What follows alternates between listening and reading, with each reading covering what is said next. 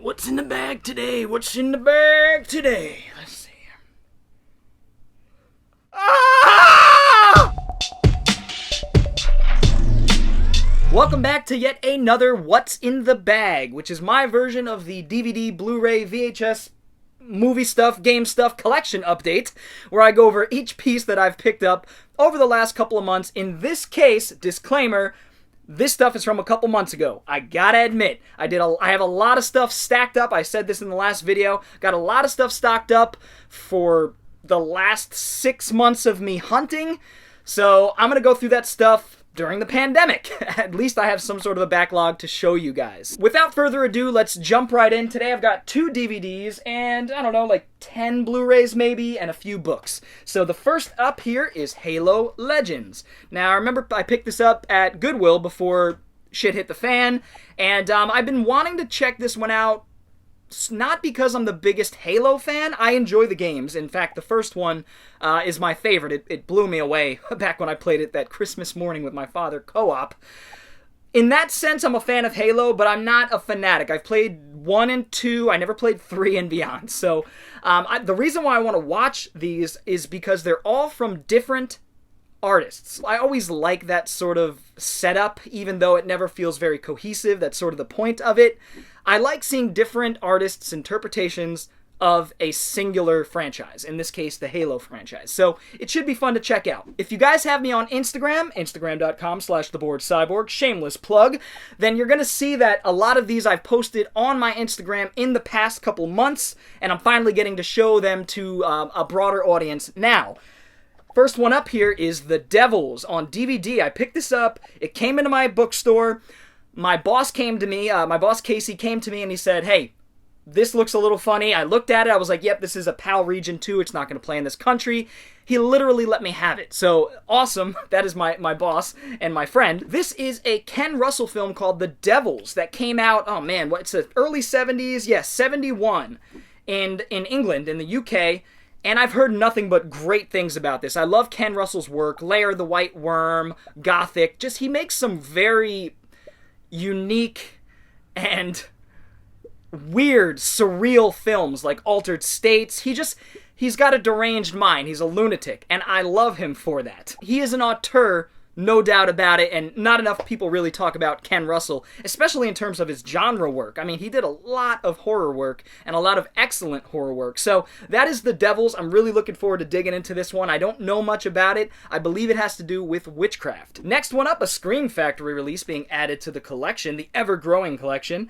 I got note that this was going to be going out of print by Scream Factory, and so I got on my horse and I picked it up before it did so, because I am a fan of the Dunwich Horror. Now, I sold my DVD off and made basically my money back, almost my money back. I think I spent $1 or $2 on this Blu-ray, so it was obviously a good transaction.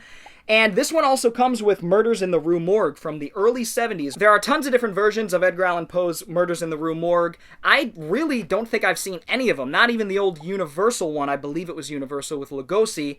I haven't even seen that one, so this is just another one added to the collection. I bought this for Dunwich Horror, but I got Murders in the Rue Morgue as well, so I'll take it.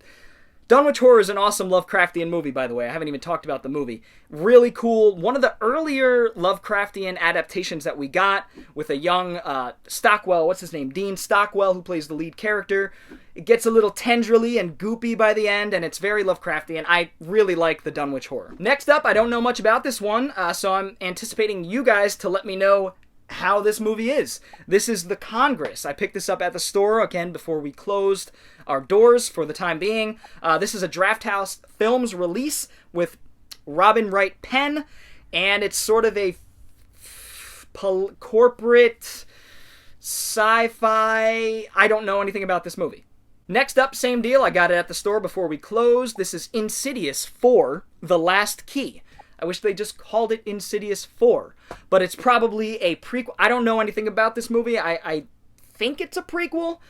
The third film, which was Lee Wanell, one of the first films he had directed, wasn't a big fan of Insidious 3. I love Wanell's work moving forward, love Upgrade, and even love Invisible Man even more.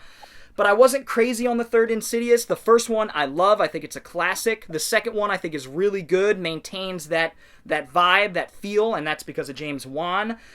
But then the third one kind of takes a hit, so I'm hoping the fourth one brings it back home for me. I know Lin Shaye plays a bigger part in this, and I love Lin Shaye. So, yeah, we'll see. That is Insidious, The Last Key. And we've got The Newsies. The Newsies. This is a movie that I caught as a kid here and there, scenes from it on the Disney Channel and maybe some movie channels here and there, but never actually sat down and watched it. Came into my job, it was sealed. I was like, yep, you're coming home with me for a couple of bucks. Again, a couple months ago before we closed. So this is actually notable for Christian Bale, one of his early performances in the early 90s. He was working with some big directors in the early to mid 90s like Spielberg. And so I'm looking forward to sitting down and finally watching The Newsies. I don't know much about it. I know it's a musical. I know I think it takes place during the Depression. So that is The Newsies, the 20th anniversary edition. And right after a Disney movie, The Newsies, we have Human Centipede 3. One of the last times I went out hunting, I went to, where did I go? I went to Goldsboro with a buddy of mine, Ben. What's up, Ben? And we loaded up on a whole bunch of DVDs and Blu-rays. This was one that I picked up. It's a shame because it's got the punch out there to detract from scanning. But I picked it up anyway. I'm not too crazy about that. I'm not too much of a stickler for that. It was a good price, and I needed it to round out my Human Centipede trilogy. So I bought it. I don't like the first film. I like the second film. I think it's a pretty good horror movie. Torture horror movie. And the third one I'm anticipating to be just bananas, off the wall, batshit insane. So I'm looking forward to it. Just look at the cover. That's all you need to say. Rest in peace, Dieter Laser. One thing good about the Human Centipede was Dieter Laser as the Doctor. So I'm looking forward to checking out Human Centipede 3. Next up, this was a burning hole in the collection. I've had this on DVD since it came out, but never upgraded to Blu-ray, so finally picked up Shaun of the Dead. I forget where I even got this. Finally picked it up. I love Shaun of the Dead. One of the better horror comedies out there, or at least zombie horror comedies out there. You can't go wrong with Simon Pegg and Nick Frost and their banter and their bumbling about and their shenanigans. I love Shaun of the Dead. Who doesn't? It's a great movie. Shaun of the Dead. Next up, I gotta get the price sticker off this one. It's got a slip cover. Batman: Return of the Caped Crusaders. Now, I didn't know anything about this until it came into the store, and I'm looking at it and I'm seeing that, Adam West voices Batman, and what else? We've got Burt Ward for Robin, Julie Newmar. So the reason why this is significant is because all three of those actors were from the original 60s Batman TV show. So they came back to voice their characters in, this is from last decade, to voice their characters in animated form. And I think that is just so friggin' cool. So I'm assuming that this is going to be more in the vein of the 60s Batman show. It's going to be goofy. It's going to be quirky, fun, campy. So it should be pretty fun. That is Batman: Return of the Caped Crusaders. Getting into some gangster-ish. Carlitos Way. I picked this up months ago, actually, to be honest. It's been sitting in my to-catalog pile. And I was on a gangster kick a few months back. And I picked up Carlitos Way because I was like, man, I need to upgrade my DVD to Blu-ray here. This is ridiculous. I refused to watch the film until I got the Blu-ray of it. So, and I've yet to watch the Blu-ray of it, of course, but this one's great. You motherfuckers think you're big time? Fucking with me, you're gonna die big time! It's got some great lines. It's very connected to hip-hop, too. In fact, that little bit I just did, which is Al Pacino's character Carlito, is at the beginning of Can't Knock the Hustle, which is on Jay-Z's first album, Reasonable Doubt. So for my hip-hop heads out there, there's a little connection. Sean Penn is in this as the greasy, skeevy lawyer. He does such a good job. And of course, Al Pacino as Carlito is fantastic. This is wonderful. Still directed by Brian De Palma, so it really is a spiritual successor to Scarface. It's great. This one I know nothing about. I read a little bit about it on Letterboxd, and it piqued my interest. This is not my genre, though. That's why it was so interesting that I ended up picking this up. This is from the early 90s. It's an erotic thriller. There were a lot of these erotic thrillers in the late 80s and especially the early 90s. This seems to be one of them, but it seems different. It doesn't seem as sleazy. It seems more like a well-put-together film. What's his name? Elias Koteas, of course. Casey Jones. Don McKellar. Mia Kirshner. Sarah Polley. Wow, she must have been super young. She must have been a kid. This is 1994, directed by Adam Egoyan. Written and directed by. So if you guys know this film, Exotica, please let me know how you feel about it. Was it worth picking up for a couple bucks on Blu-ray? It's just an obscure Blu-ray, right? I was like, I never see this one. Let me snag it. So I did so. Exotica. Hell yeah. Save the best 2 Blu-rays for last. I picked this up months ago when it came out. This is an older release now. It's like 3-4 months old, I feel like. But I did pick it up, sold my DVD. One of my favorite monster flicks here. This is John Frankenheimer's The Prophecy, about a giant mutated bear who's been drinking the water, and in the water are chemicals and pollution, and it's mutated this bear into just this... I don't even know, man. It's a bear, I guess, but it's just a mangled, mutated mess of flesh and hair. And it looks pretty silly on screen, I will admit. Frankenheimer didn't really know how to shoot the damn thing. He's too professional for that shit. But he still made a really compelling and fun monster movie. This movie's famous because it's apparently Stephen King's favorite movie, or one of his favorite movies.